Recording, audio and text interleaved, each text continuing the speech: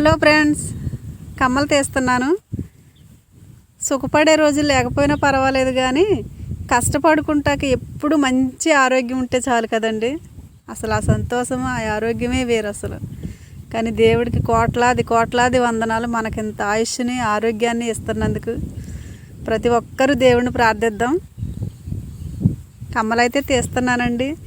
ఇంత గడ్డిలో ఎటువంటి శోధన లేకుండా దేవుడు నన్ను ఎంతగానో కాపాడుతున్నాడు కదా.